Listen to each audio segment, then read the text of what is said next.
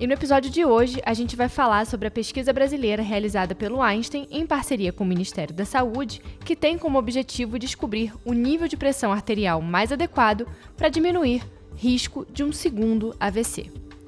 E essa é a Vertical de Saúde da MIT Technology Review Brasil, e semanalmente você pode acompanhar as nossas discussões sobre biotecnologia, ecossistema de saúde e inovação. Faça parte da comunidade MIT Technology Review Brasil e assine nosso conteúdo em mittechreview.com.br/assine. MIT Tech Review/assine. O acidente vascular cerebral, conhecido popularmente como AVC, foi a doença que mais matou no Brasil em 2022, segundo dados do Ministério da Saúde. Ele pode ocorrer de duas formas: por hemorragia, quando você tem um rompimento de um vaso sanguíneo cerebral, e por isquemia, que é decorrente de uma obstrução de um vaso sanguíneo cerebral que leva à falta de sangue em uma região do cérebro. O principal fator de risco para a doença é a hipertensão. Das pessoas afetadas pelo AVC, cerca de 70% têm algum prejuízo funcional e 30% encontram dificuldades de locomoção. No país, são registrados cerca de 400 mil casos por ano. Destes, 80% atendidos no SUS. Além disso, calcula-se que 1 em cada 4 pessoas no mundo terá um AVC ao longo da vida.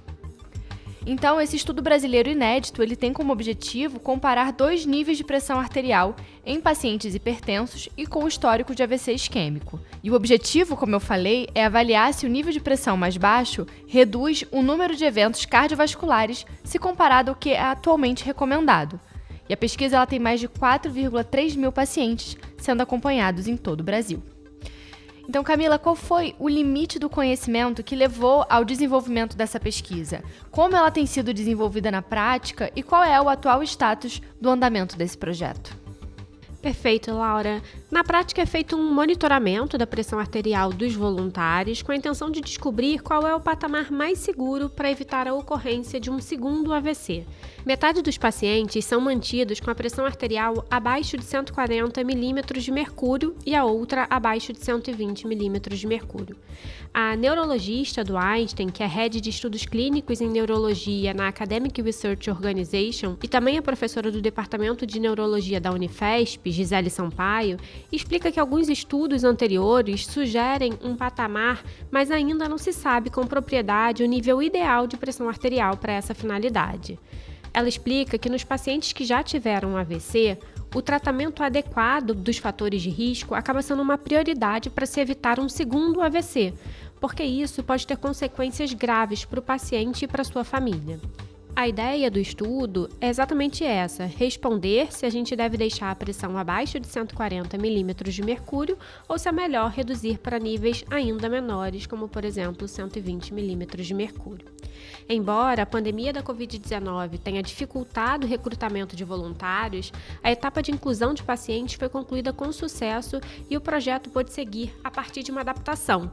O Ministério da Saúde autorizou a compra de aparelhos para medir a pressão dos pacientes em casa, por meio de um acompanhamento virtual durante o auge da pandemia. Um relatório da American Heart Association destaca a necessidade mundial de realização de novas pesquisas para a identificação do nível adequado de pressão arterial para a prevenção de eventos cardiovasculares em pacientes hipertensos com histórico de AVC.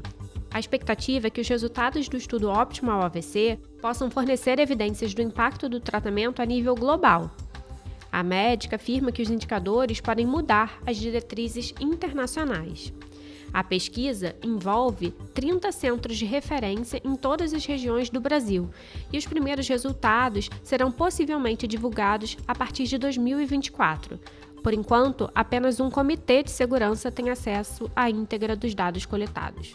E, Jonas, até para a gente contextualizar, já que a gente está falando aqui de uma pesquisa que busca entender como diminuir o risco de um segundo AVC, qual é o atual cenário, o panorama dessa doença no Brasil? Bom, Laura, de acordo com o Ministério da Saúde, no Brasil, a cada 5 minutos, uma pessoa morre após ter um AVC. Diversos fatores, sendo a maior parte evitáveis, aumentam a probabilidade de ocorrência de um AVC. Esses fatores incluem a hipertensão, a diabetes tipo 2, o colesterol alto, a obesidade, o tabagismo, o uso excessivo de álcool, a idade avançada, o sedentarismo, o uso de drogas ilícitas e o histórico familiar, além do sexo masculino. Segundo os dados mais recentes divulgados no portal da Transparência da Associação de Registradores de Pessoas Naturais, ARPEN Brasil, mais de 105 mil pessoas morreram vítimas da doença em 2021. O número é maior do que o registrado em 2020, quando se ultrapassou os 103 mil óbitos.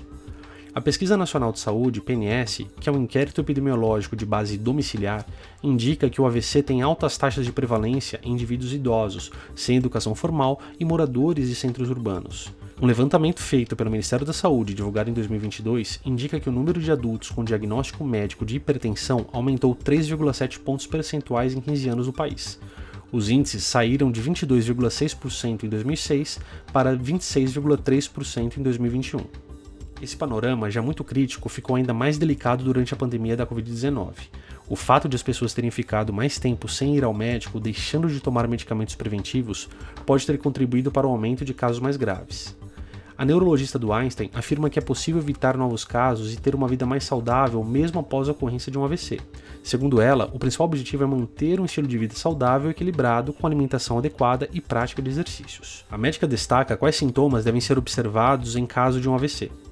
Esses sintomas incluem a fraqueza ou formigamento na face, no braço ou na perna, especialmente a um lado do corpo, a confusão mental, alteração da fala ou compreensão, alteração na visão em um ou ambos os olhos, alteração do equilíbrio, a coordenação, tontura ou alteração no andar e a dor de cabeça súbita, intensa e sem causa aparente.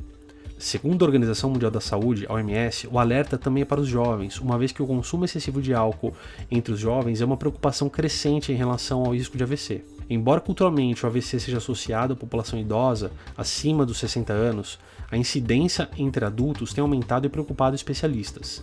Até 15% dos casos acontecem em pessoas entre 45 e 50 anos. Um estudo divulgado pela revista médica The Lancet também levantou a suspeita de que o excesso de trabalho como causador de estresse pode estar associado a um maior risco de AVC em jovens. Uma das possibilidades é que o excesso de trabalho faça com que a pessoa tenda a se alimentar mal, a fazer menos exercícios físicos e a ter menos tempo para cuidar da sua saúde. Além disso, o estresse também pode aumentar a incidência de outros fatores de risco. E hoje aqui no podcast a gente vai entrevistar a doutora Gisele Sampaio, que é neurologista do Einstein, Head de Estudos Clínicos em Neurologia no Academic Research Organization e professora do Departamento de Neurologia da Escola Paulista de Medicina da Universidade Federal de São Paulo.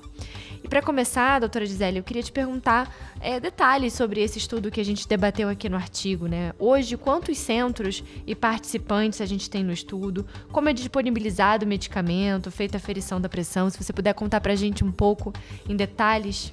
Então, o estudo OP mostrou que é um estudo financiado pelo PROAD SUS, que é um projeto o PROAD é um programa de isenção fiscal, né, então, que alguns hospitais de excelência no Brasil têm, tá? Então, ele é um estudo que começou em 2018 no seu planejamento, então o PROAD é um programa dividido em triênios, então em 2018 a gente trabalhou com a escrita do protocolo e em 2019 a gente começou a incluir os primeiros pacientes no estudo.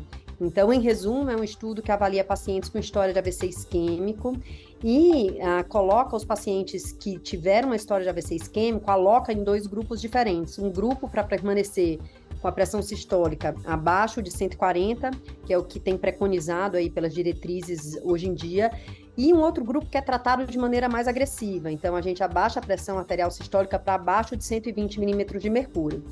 E qual é o nosso objetivo? Verificar se esse tratamento mais agressivo da pressão, ele vai levar a uma redução na taxa de eventos cardiovasculares globais, incluindo morte cardiovascular, a recorrência do acidente vascular cerebral, infarto agudo do miocárdio, hospitalização por angina e hospitalização por insuficiência cardíaca. Então, a gente vai acompanhar esses pacientes por 3 anos e meio.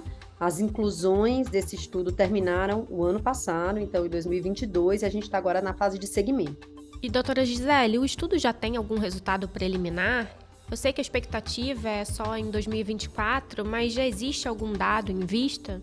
Então, funciona da seguinte maneira. Então, todo estudo randomizado, controlado, em longo prazo, a gente só abre o banco de dados ao final do estudo, né? Então, o que a gente pode adiantar que são dados públicos. O estudo termina o recrutamento com 4.368 pacientes.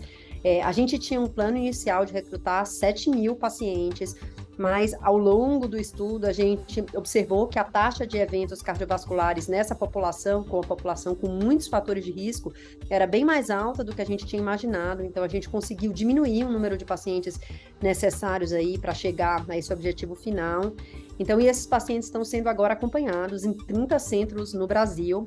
A gente não tem resultado preliminar, inclusive nós, investigadores, somos cegados para o resultado do estudo, né? Então, o que a gente teve até agora foi uma análise interina do estudo, em que a gente tem 5 profissionais de alto nível em pesquisa, que não tem nenhum link com o estudo clínico, se reúnem, eles sim abrem o banco de dados, veem se, do ponto de vista de segurança, né, esse tipo de tratamento está sendo seguro para o nosso paciente, ou às vezes, de uma maneira precoce, a gente chama nessa análise interina, eles já conseguem definir que o tratamento tem sua função, então eles recomendam que o estudo seja parado precocemente. A gente já teve essa nossa primeira análise, e a primeira análise do estudo nos disse que o estudo está indo muito bem, não temos nenhuma questão de segurança e que temos que seguir a recomendação desse comitê, foi que a gente seguisse o estudo pelo tempo planejado.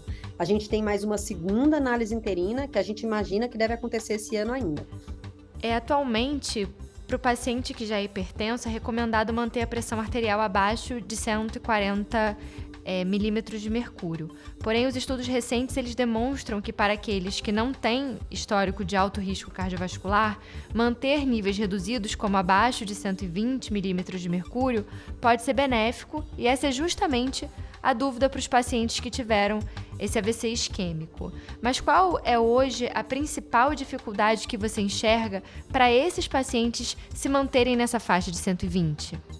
Essa é uma pergunta muito interessante, fundamental, e que, assim, eu me orgulho muito, né, do nosso grupo ter conseguido, digamos, sobreviver a esse período, porque a gente tem dados de que aproximadamente 70% dos estudos clínicos tiveram alguma interrupção no período da pandemia, e o estudo Optimal não parou na pandemia, né? Então, algumas adaptações foram feitas.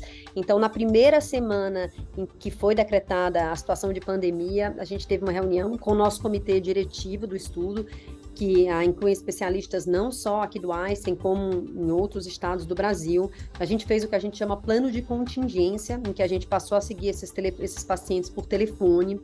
O Ministério da Saúde foi muito parceiro, em que ele autorizou que a gente comprasse aparelhos para medida de pressão domiciliar. Então, parte dos pacientes passaram a fazer essa mensuração de pressão em casa, e a gente conseguiu ultrapassar bem esse estudo. Então, a gente tem, na verdade, conseguiu terminar as inclusões, né, mesmo com a pandemia, e os pacientes estão em segmento, com a taxa de perda de segmento mínima. Então, eu acho que foi um grande sucesso para o estudo. Passa em um estudo clínico que dura 3, 4 anos, a gente passa por vários desafios, né? O primeiro é encontrar o paciente, o segundo é que ele aceite participar, e agora a gente está justamente nesse período que o desafio é o segmento dos pacientes. Então, o que aconteceu? Quando a gente... Com a pandemia, quando a gente decidiu que esses pacientes poderiam ser seguidos de maneira virtual, a gente incluiu isso dentro do protocolo, a gente chama de emenda de protocolo, essa possibilidade, sempre frisando para os investigadores que, obviamente, mantendo a segurança do paciente, o ideal era que o paciente viesse ao centro, porque existem algumas visitas do estudo que a gente colhe exame de sangue para saber se o paciente está bem, e a visita presencial é sempre uma visita mais completa. Depois que a pandemia melhorou e que a gente julgou que é seguro os pacientes voltarem para os centros de pesquisa, né, então essa maneira de visita virtual, ela continuou sendo uma possibilidade. Os pacientes permaneceram, os que têm mais dificuldade de locomoção, com os aparelhos em casa para fazer a visita virtual, mas a gente tem recomendado que a visita virtual seja feita somente quando realmente o paciente não consegue vir ao centro.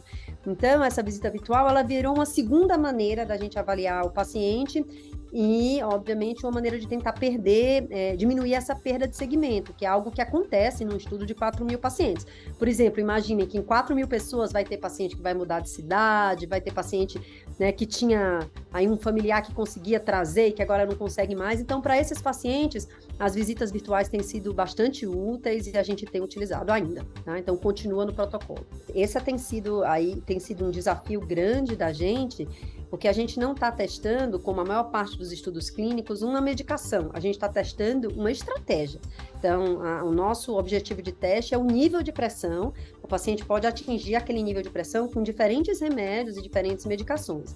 Então, é um desafio, porque a gente precisa da colaboração do paciente, a gente precisa que o paciente entenda que é seguro ele ficar com uma pressão mais baixa. Então, sempre que o paciente manifesta alguma dúvida, será que eu posso ficar com uma pressão de 110, não está muito baixa? A gente leva a eles o resultado da avaliação do Comitê de Segurança, de que, avaliando os dados já dos 4.000 pacientes incluídos, não tem nenhuma preocupação com segurança aí até o momento.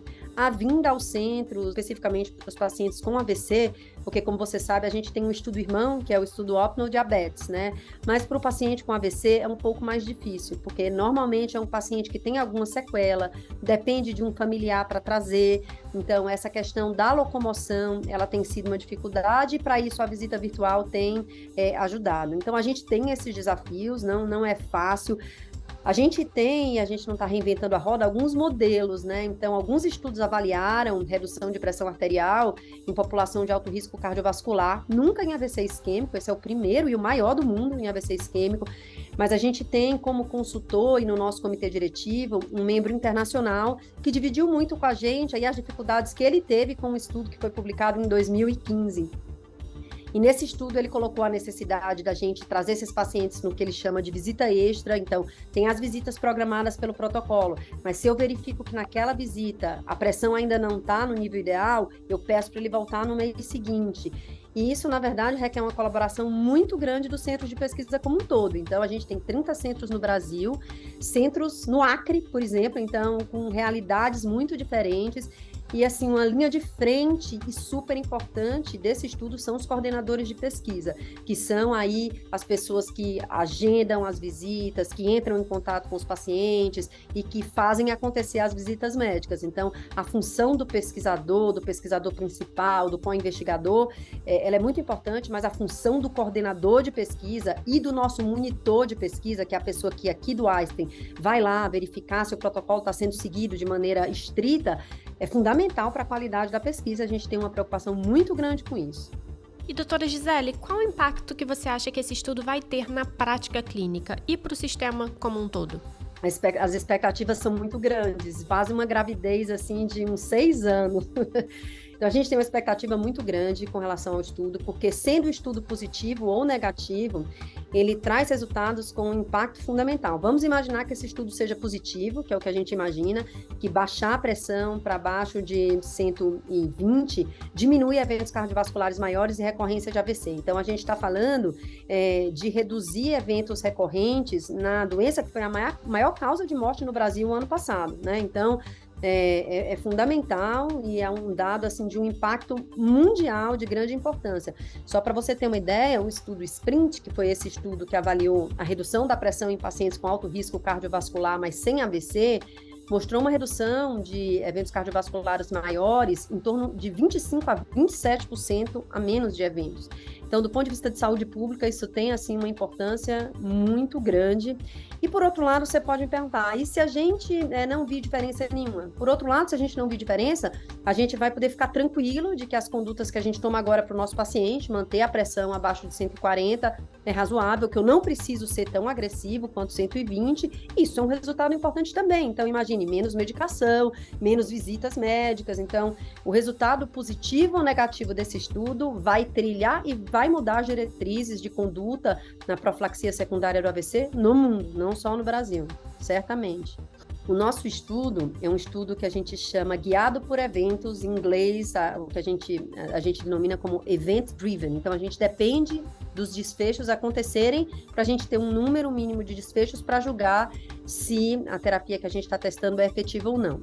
De acordo com o número de desfechos que a gente está tendo, então a gente imagina que a gente vai terminar em 2024, a gente está agora numa taxa um pouco menor do que o imaginado, mas essa confirmação dos desfechos também é um processo lento, porque a gente precisa que os centros reportem, as nossas monitoras checam, a gente tem uma confirmação de documentação, então a gente está um pouco abaixo, mas a gente imagina que seja um pouco essa questão documental ainda. Os primeiros pacientes que foram incluídos no estudo estão terminando o estudo agora, aos 48 meses, então a gente teve alguns centros que fizeram as últimas visitas, né, então centros, inclusive, muito emocionados, assim, postando que foi um acompanhamento de 3 anos e meio, que os pacientes ficaram muito apegados e que realmente se sentiram muito cuidados, né, com essas visitas periódicas, então a gente teve aí feedback muito bom dos centros que estão acompanhando esses pacientes. Então aí a gente agora, só que teve paciente que entrou ano passado, e esses pacientes precisam ser seguidos por um período mínimo, né? Então o que vai determinar o fim do estudo é a gente atingir o número de desfechos, e a gente imagina que a gente vai ter esse número completo no ano que vem, sim, com resultados a serem divulgados, e aí tem todo um processo de análise de banco de dados, aí a gente vai abrir o banco de dados e ver se essa terapia é eficaz ou não, depois da gente completar o segmento de todos os doentes, né?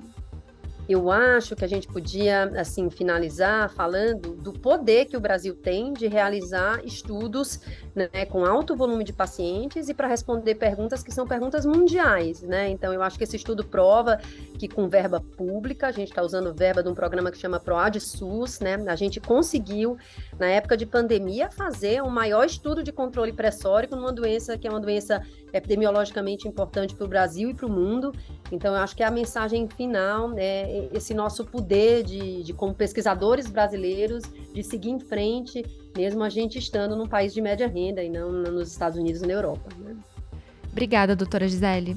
E esse foi mais um episódio do podcast de Health da MIT Technology Review Brasil. E se você ainda não conhece os nossos artigos, vai lá no nosso site, mittechreview.com.br, que a gente tem artigo publicado semanalmente. Semana que vem tem mais e eu espero você. Até lá! Você ouviu o podcast da MIT Technology Review Brasil. Apresentado por Origin Health. A maior publicação de tecnologia do mundo agora está no Brasil.